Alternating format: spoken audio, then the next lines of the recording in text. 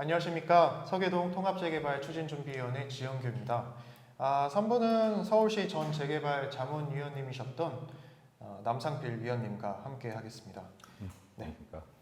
위원님, 이번 3부에서는 구 개선지구 편입으로 인해서 서계동이 받을 피해가 과연 있는가를 주제로 이야기 나눠보려고 합니다. 타 추진 주체에서 저희 통추위가 구 개선지구 편입을 함으로써 서계동 원 소유주님들께서 분담금을 더 낸다, 1억을 더 낸다, 또는 자금 평형을 받게 된다, 또는 현금 청산된다, 이런 식으로 주장을 하고 있는데요. 단도직입적으로 위원님께 여쭤보고 싶습니다. 구 개선지구가 편입이 됨으로써 서계동 원 소유주님들께서 분담금을 더 내거나 작은 평수의 아파트를 받거나 청산을 받을 가능성이 1%라도 있을까요? 없습니다. 현실적으로 분양권을 주는 거나 이런 것들은 다 저희가 임의로 하는 게 아니고 서울시 도시 및 주거환경 정비 조례에 따를 거고요.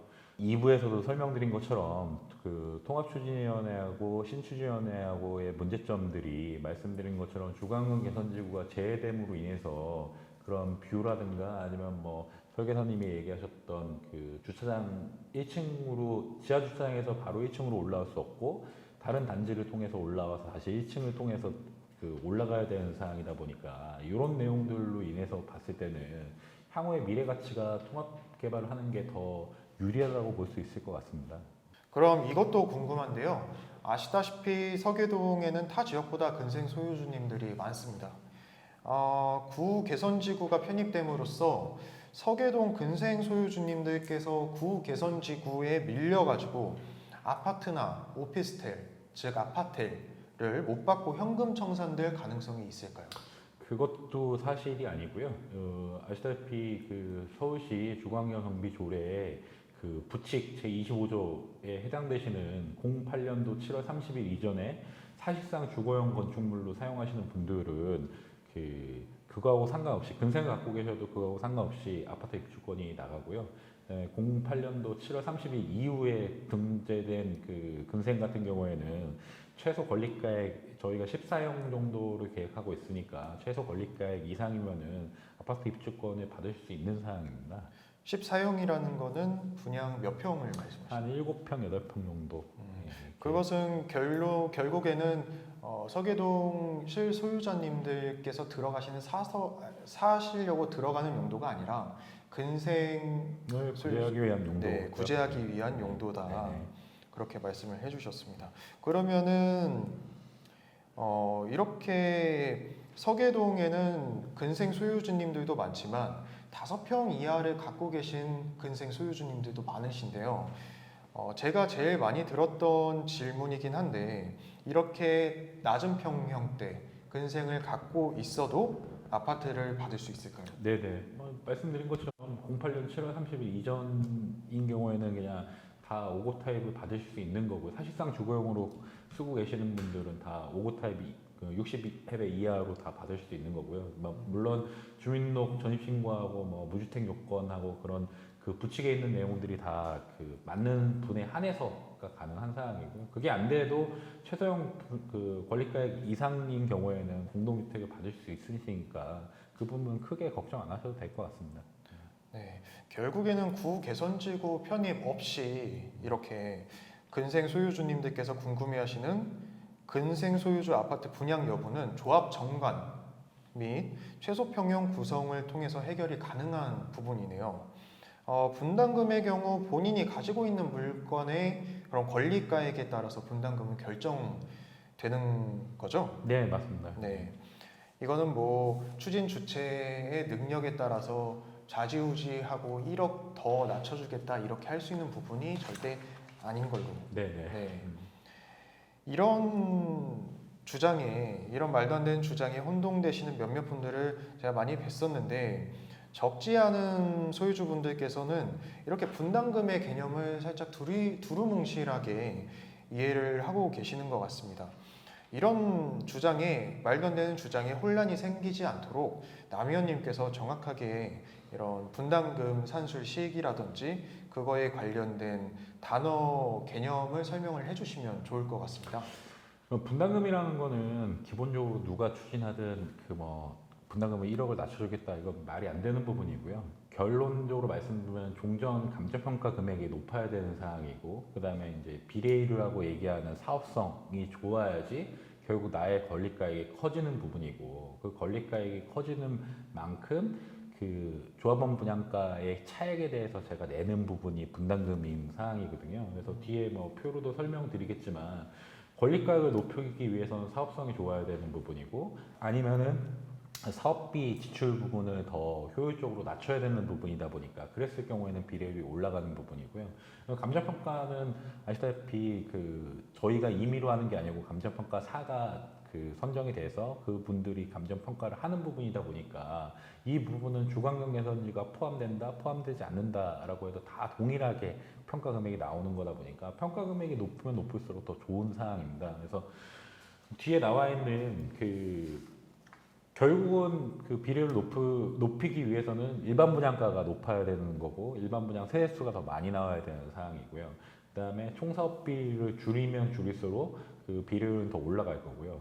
그러면 권리가액이 더 커지니까 조합원 분담가에서 권리가액을 뺀 게 저의 그 조합원들이 내는 분담금이라고 생각하시면 될 것 같습니다. 조합원 분담금 예시를 보시면은 종전 조합원 토지 감정평가 금액이 3억, 6억, 8억의 경우에 그 다음에 조합원 권리가액이 사업성이 비례율 120으로 적용했을 때 감정평가 금액은 3억이 나왔지만 그 본인의 3억 나온 분의 권리가액은 3억 6천이고요. 6억 나오신 분의 권리가액은 7억 2천이고 8억 나온 권리가액 8억의 평가 나오신 분의 권리가액은 9억 6천입니다. 이랬을 경우에 조합원 분양가, 일반 분양가를 저희가 뭐 그냥 산술하기 편하기 위해서 예시를 했을 때 이 타입의 9평형짜리 아파트 그 조합원 분양가가 3억 6천일 때 3억의 평가가 드신 분은 분담금을 안 내시는 거죠. 근데 59 타입을 갔을 때는 6억 4천을 내셔야 되는 거고 84 타입으로 갔을 때는 10억을 내셔야 되는 겁니다. 그러기 위해서는 이제 말씀드린 것처럼 조합원의 감정평가 금액이 높아야 되고 그다음에 권리가액이 그 비례율이 높아야지 권리가액이 많아지다 보니까 그럼 결국은 분양을 본인들이 저희가 나중에 분양 신청을 했을 때 종전 감정평가 금액과 종후에 있는 평가 금액을 통지를 해드릴 겁니다. 그 내용을 보시고 현실에 맞춰서 분양 신청을 하시는 게 가장 효율적이라고 생각되는 사항입니다. 네. 그러면 앞서 말씀해 주셨듯이 결국에는 분담금이라는 거는 감정평가액 마이너스 뭘까요? 아니면 감정평가 금액의 그 비례율을 곱해서 권리가액이 생성이 되는 거고요. 네. 비례율이 높아지려면은 종전 자산가치 감정평가 금액은 그 변동이 없는 사항이다 보니까 총 분양가인 일반 분양가가 더 높아져야 되는 사항이고 그다음에 사업 비용을 낮추면은 비례율이 올라가는 사항입니다. 네. 결국에는 이 조합원 분양가 마이너스 권리가액 한 게 분담금이라는 말씀이시고 네네. 이 조합원 분양가보다 권리가액이 클 경우에는 추가적으로 현금으로 주거나 네네.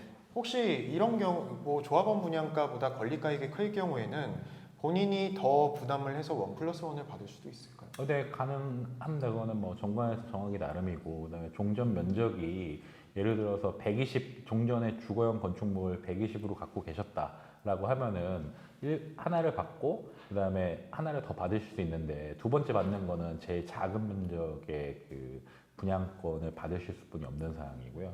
그러고 나서 그 파시는 것도 입주하고 나서 3년 이후에 파셔야 되는 사항이 있다 보니까 그런 내용들은 저희가 뭐 임의로 하는 게 아니고 다 조례에 나와 있는 사항이니까 추가적인 조례 내용은 안내를 해드릴 수 있도록 하겠습니다. 네. 네.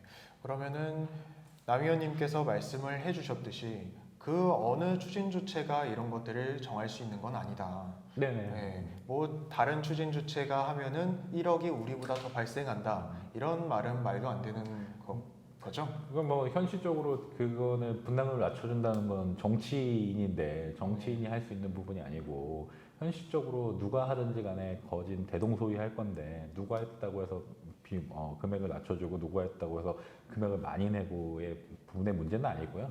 말씀드린 것처럼 전체적인 사업성을 높이기 위해서는 사업 비용을 낮춰야 되는데 말씀드린 것처럼 신추진위원회가 계획했던 주거환경 개선지구가 제외됐을 때 아까쯤에 설계사님께서도 말씀하셨지만 이 레벨차가 15m 정도 납니다. 그러면 15m를 옹벽 처리하는 거하고 옹벽 처리 안 하는 거에 대한 비용은 상당히 차이가 많이 나는 상황이거든요. 네. 그럼 여태까지 제가 드렸던 질문하고 거의 비슷한 류의 질문이긴 한데 개선지구, 구 개선지구가 들어감으로써 저희 통추위에서 편입을 함으로써 원래 분양할 수 있는 일반 분양분이 줄어든다. 그래서 분담금이 높아진다. 이런 주장을 많이 듣고 있거든요. 혹시 이런 부분에 대해서는 뭐 맞을 수도 있고 안 맞을 수도 있는 분양 대상자가 늘어남으로 인해서 일반 분양가하고 조합원 분양가의 차이가 줄어듦으로 인해서 수익들이 빠질 수는 있겠죠. 하지만 그 계획으로 인해서 분양가를 전체적으로 들어 올릴 수 있는 거는 전체적인 아파트 프리미엄이 형성될 수 있는 그 단지를 만들어서 일반 분양가를 더 극대화시킬 수 있는 부분이 충분히 있는 부분이거든요. 그랬을 경우에 뷰가 그냥 뭐 주거환경 개선지구의 뷰고 네. 아파트 지하 주차장에서 자기 아파트를 못 올라가고 다른 동에서 1층으로 올라와서 그 아파트로 간다 그러면은 분양가는 상당히 떨어질 수뿐이 없는 상황일 거고요. 네. 혹시 그 신축 구역계처럼 진행을 한 사례를 보신 적이 있으실까요? 일부 있는데 이런 경우에는 그 민원이 많이 발생되기 때문에 민원 발생되는 거에 대해서 합의를 해야 되는 부분이 있습니다. 그러니까 쉽게 말씀드리면 공사 시 그 소음 분진 때문에 각종 보상이 추가적으로 이루어질 수뿐이 없는 상황이고요. 그랬을 경우에 이제 그런 합의가 안 됐을 경우에 이분들이 계속 민원을 제기하면은 공사가 중지될 수도 있는 상황이고요. 옹벽 처리하면서 각종 사고가 발생될 수도 있는 상황이다 보니까 저희 입장에서는 이렇게 구역을 그 주거환경 개선지구를 제외하고 갔을 때 하고 주거환경 개선지구를 포함하고 갔을 때의 그 득보다 실이 주거환경 개선지구를 포함하고 가는 게 훨씬 더 득이 많다고 보는 거죠. 네, 남 의원님께서 말씀해주신 사항들 잘 들어봤습니다. 신축 구역계가 결론적으로는 여러 문제가 생길 수밖에 없는 구역계다. 이렇게 받아들이면 좋을 것 같습니다. 서계동 통합재개발 추진준비위원회는 현재 신속통합기획 동의율 55%를 달성한 상태입니다.